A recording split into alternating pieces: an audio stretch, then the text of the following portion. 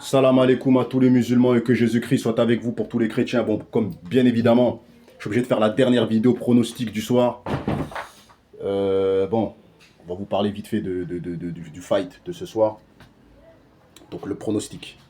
Le pronostic vital est engagé, les gars. Non, je rigole.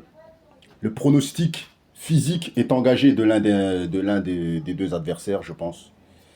Quand je dis est engagé, c'est-à-dire, bon, je pense qu'il va y avoir des blessés, ça c'est sûr et certain. Bon, moi, je vous dis la vérité, je pense que bon, de toute façon, je vous l'ai déjà dit, je pense que Cédric Doumbé va gagner par KO. Tu vois, par KO.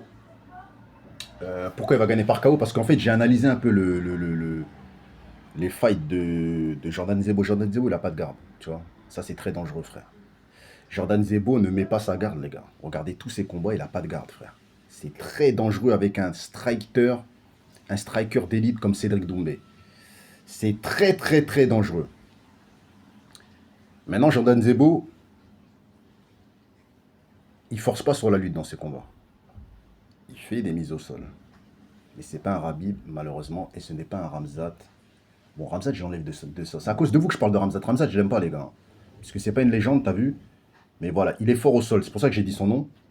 Et voilà, c'est pas un Rabib, c'est pas un Georges Saint-Pierre, c'est pas un Kamaru Osman, c'est pas un Joe Jones. Parce que Joe Jones, il les baisse tous, hein, il est au-dessus d'eux, tu vois. De tous les mecs que j'ai cités. C'est le plus complet, le plus chaud en lutte. Donc voilà. Mais voilà, c'est pas un Rabib. Parce que pour moi, après Joe Jones, je mets Rabib en lutte. Tu vois. Je mets Ken Velasquez aussi parce qu'il était chaud quand même en lutte. Il avait un grappling de fou, hein. Contrôle au sol et tout. Ken et Daniel Cormier, les deux aussi là, c'est ouais. Et c'était trop chaud en lutte. Brock Lesnar aussi, Brock Lesnar aussi, hein, il était très très chaud en mise au sol, en grappling et tout. Non, non, il était chaud.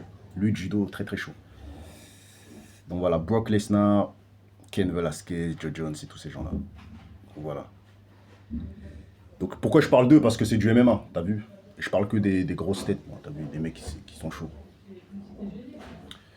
Donc pour revenir à Jordan Zebo, il fait des mises au sol, mais il n'a pas le contrôle au sol, j'ai regardé. Il n'arrive pas à garder quelqu'un au sol.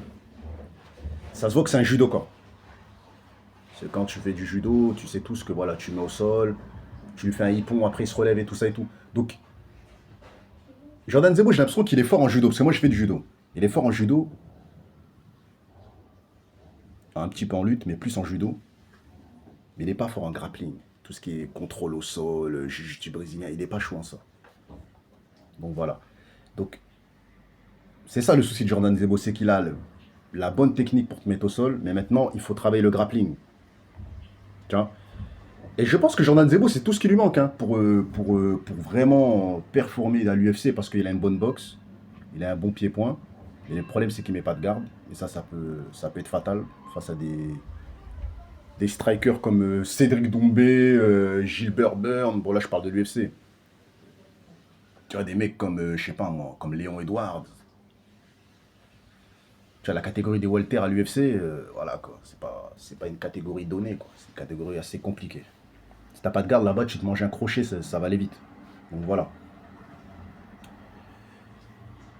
Je vois des relâchements dans le jeu de Jordan Zebo. C'est ça que je vois. Je vois des relâchements. Parce qu'en fait, il ne va pas avoir la lutte intensive et la lutte explosive qu'il faut. Et parce que Doumbé, c'est ça qu'il lui faut. Il lui faut un lutteur. Pour gagner le fight contre Doumbé, il faut un lutteur intensif, explosif. Intensif, explosif et déterminé. Rabib, il balance 15. Même s'il n'y arrive pas, il va continuer. Tu vois que Islam Akachev, pourquoi je le mets en bas de Rabib? Parce que Islam, quand il voit qu'il n'arrive pas, il reste debout. Parce qu'il a un bon pied-point, Islam. Il est chaud en pied-point, tu vois. Debout, il est plus chaud que Rabib. Donc lui, quand il voit qu'il n'arrive pas au sol, il reste debout. Que Rabib, même s'il voit qu'il n'arrive pas, il t'épuise. Et à un moment donné, il y arrive à force. Il t'épuise. Et Jordan Zebo, il n'a pas cette détermination-là, ça. Tu vois. Donc c'est pour ça que je pense qu'il va perdre au deuxième round par TKO. Tu vois.